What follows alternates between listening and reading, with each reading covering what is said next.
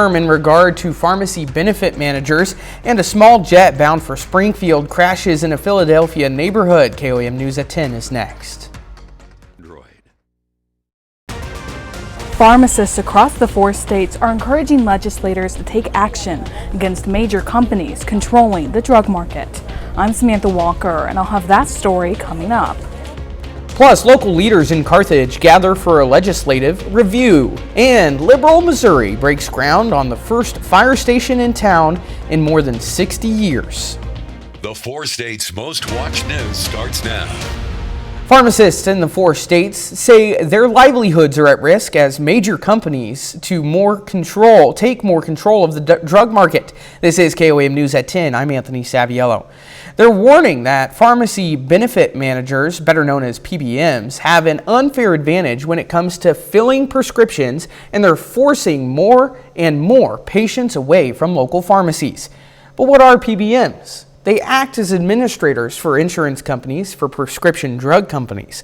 They are supposed to help negotiate for lower drug prices. As part of that job, they also determine which rebates pharmacies will receive certain medications.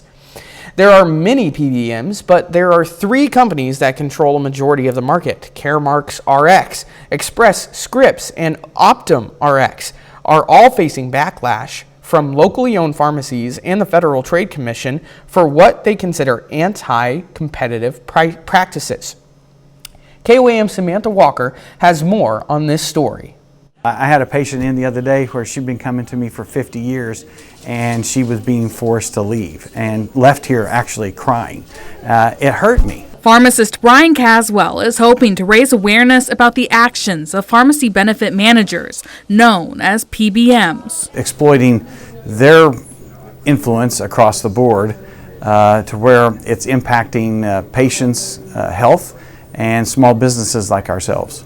Pharmacists say that while PBMs were originally independent from pharmacies and insurance companies, that's no longer the case. They say it's causing problems. They started realizing they could make money off of not only the individuals that hired them to do it, but also the drug manufacturers, the pharmacies, the patients, and suddenly they're bringing in money from all around, and their profits have skyrocketed. Major PBM companies now also own insurance companies and pharmacies. It's become a vertically integrated healthcare market, which local pharmacists say hurts pharmacies and patients while putting record high profits in PBM pockets. Now they're self-referring. So now they're paying me, CVS Caremark pays me a claim, but oh, guess what? I'm competing with CVS Caremark on the retail side. Pharmacists say the contracts they are offered are so low on most medications. In many cases, they're losing money when filling prescriptions. Patients' insurance companies will only allow them to get certain medications or go to certain pharmacies, most of which are supported or owned by one of those PBM companies. It's something the Federal Trade Commission is calling a conflict of interest. In a 2024 report, the FTC found that PBM, quote, significantly influence what drugs are available and at what price. I used to be able to buy insulin for $10 a vial. Insulin got up to $600 a month. And the only reason it got up to $600 a month is the PBMs created formularies and they wanted rebates. Originally, the role of a PBM was to help streamline the process for pharmacists and patients, all while negotiating for lower drug prices. But as now 3 major companies control roughly 80% of the market, pharmacists say they're now doing the exact opposite. If you can't go to the pharmacy of your choice, you may have to drive 20, 30, maybe 100 miles to get to the next pharmacy that's under contract for that medication or for that contract itself. The FTC has filed a complaint against the 3 largest PBM companies for engaging in anti-competitive and unfair rebating practices that have inflated the list price of insulin drugs. There's proposed legislation in each of the 4 states that would help regulate PBMs. For example, in Arkansas, there's a proposal that a PBM wouldn't be able to operate a pharmacy in the state. Pharmacy owners say it's important people speak up. You don't have to be a pharmacist or a medical provider to learn more about what's going on. At the end of the day, pharmacists say they just want a fair playing field. I want an opportunity for fair competition. And I don't think anybody in this country would argue that that's not what every business person wants. Reporting across the 4 states, I'm Samantha Walker, KOAM News. On February 5th, hundreds of Kansas pharmacies workers will close shop to speak to state leaders in Topeka. More than 100 pharmacies in 56 counties will participate, hoping to encourage action against PBM practices in the state. Let's check in with Chief Meteorologist Doug Hetty for a first look at weather. Well, it definitely turned out to be a gloomy Friday for us today. Temperatures, though, right about where we should be for this time of the year. 47 was our high. Look, we stayed in the 40s through the night into the daytime hours. 46 is our average high. Now, we had the clouds, we had a little bit of drizzle, we had fog last night, and we're going to get the fog again tonight. Not as widespread, but we are going to have patchy, dense fog, mainly developing after midnight. And we are going to have some areas that visibilities will be under a half a mile into tomorrow morning. So if you are going to be out, watch out for that. By 11, 42, 39 by 7. Overnight low, right around 36 degrees. But you're going to like this. We get partly sunny skies tomorrow. We go into the upper 50s for afternoon highs. In fact, by Sunday, even warmer, into the mid 60s for highs. So we're going to break down this forecast for you here in just a bit. All right, Doug, see you soon. Just a few hours ago, emergency crews responded to an explosion in northeast Philadelphia following a crash of a small jet. The plane, a Learjet 55, had taken off from Philadelphia and was headed to the Springfield Branson National Airport. Authorities say 6 people were aboard the plane, 4 crew members and 2 passengers, including a pediatric patient. At this time, no word of survivors, though several houses, vehicles, and even some people could be seen on fire in the area. The Liberal Fire District breaks ground on a brand new fire station. This marks the first station built and owned by the district since it was formed in 1964. Currently, all fire trucks are housed in the City of Liberal's buildings, and the station itself has moved locations 3 times. However, with this new facility, the fire chief says the building provides more space to house station trucks, train new staff members, and have more adequate equipment. Makes me feel great. I'm glad for our community. I'm thankful for our community. We're not only going to see a new station, we're going to be seeing new and better fire apparatus rolling in soon. The fire chief says he hopes to have the facility finished by the end of the year. Local leaders from small business, education, and economic development gathered today in Carthage for a legislative review. Senator Jill Carter and Representative Kathy Jo Loy were in attendance to hear feedback from members of Carthage to work towards improving the community.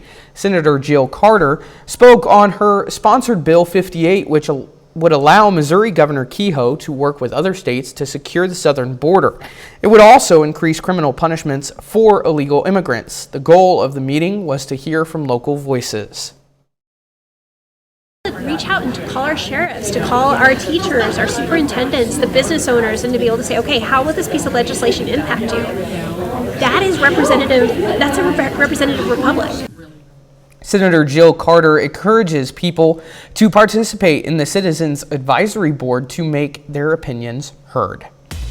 Police investigate an early morning burglary attempt in Dunnawig, Missouri. That's coming up. And authorities in Newton County answer questions about the rise of avian flu in the area.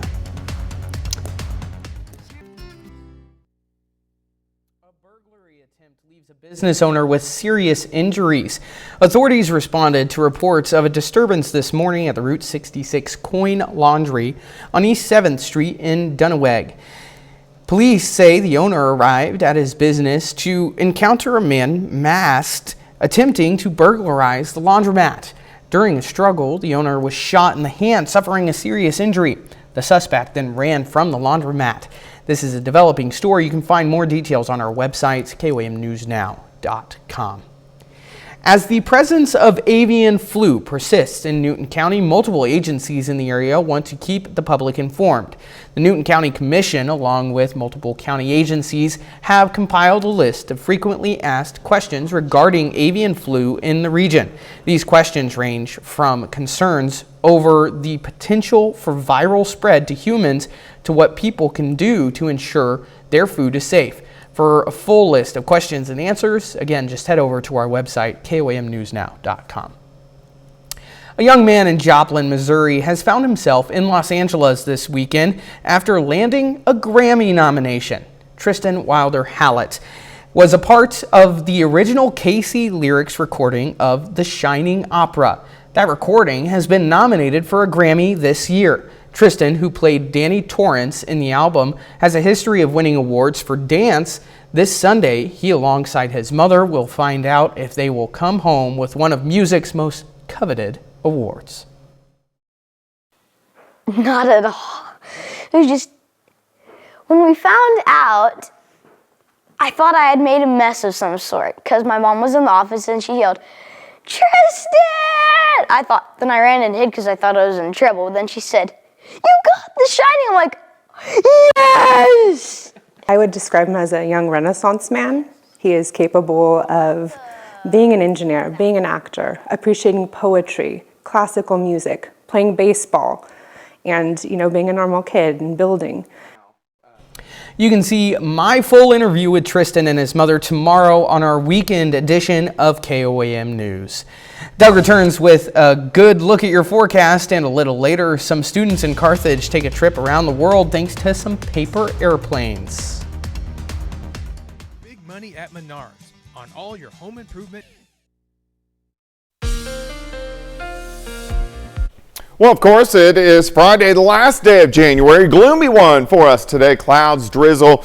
We had fog, especially through the morning hours. It looks pretty good right now. We are going to get some patchy fog once again in here as we go through the overnight hours. So if you are going to be on the roadways late tonight into the morning hours, watch out for that for sure. All right, temperatures down to 39 by 7 a.m.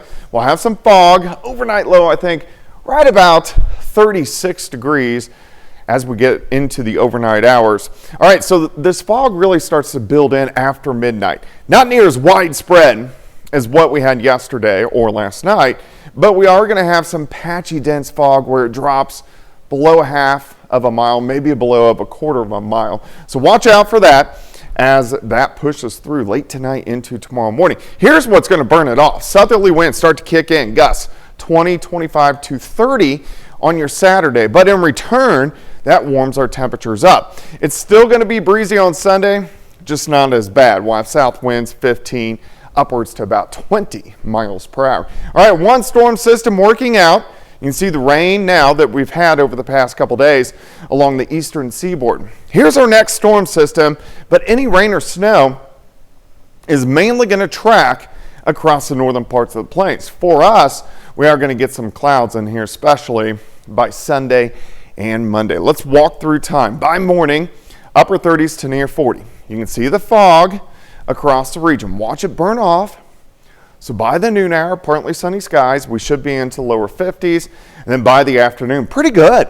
57 at Lamar, Neosho, 59 at Grand Lake, Parsons, up to about 59 degrees. All right, Saturday night, partly cloudy, not as cold. We drop back into the mid 40s for overnight lows, but check out Sunday. You're going to like this.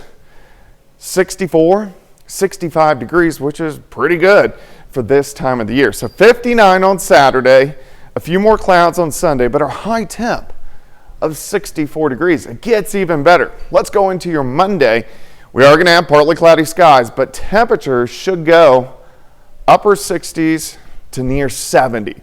Our southern counties, you may press 70 degrees. Cold front rolls in on Tuesday. We get some showers, so our temperatures dip.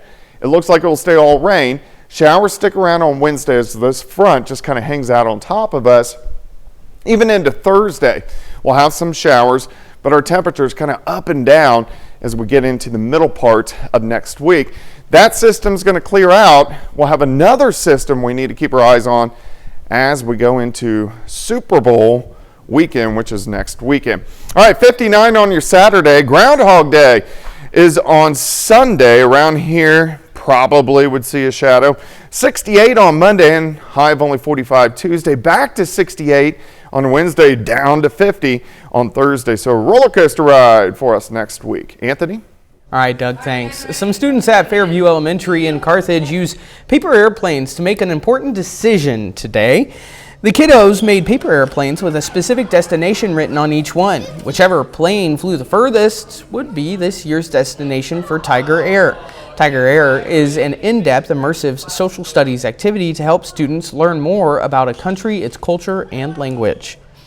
Bike Walk Joplin pedaled out a group ride today. The group took off for a 5 to 6 mile bike ride throughout the city. The ride served as a way for community members to stay active, help drivers learn how to handle being around bikes on the road, and raise awareness of alternative ways of transportation. Coming up in sports, college baseball season begins for Missouri Southern and Pitt State. We'll take you to look at some of the final scores. Plus, Colgan and Girard basketball square off for a conference battle. Brock Baldridge has highlights from the game and more. All right, we're going to have the patchy fog out there for us tonight. Temperatures backing down into the upper 30s. But look at Saturday, 59 for a high, 64. As we go into Sunday, it gets even better, 68.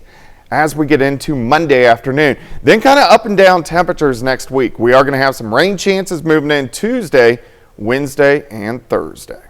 And a final sports note for us. Well, nice job for all of our local college baseball and softball teams. They all got a win today. And tomorrow we got baseball highlights. Crowder, they're going to be playing at Pitt State against Lebec County, so we'll have highlights of that one. All right. Well, that's our time for this evening. Be sure to join us tomorrow for KOAM News on Saturday evening. From all of us here at KOAM, have a great night.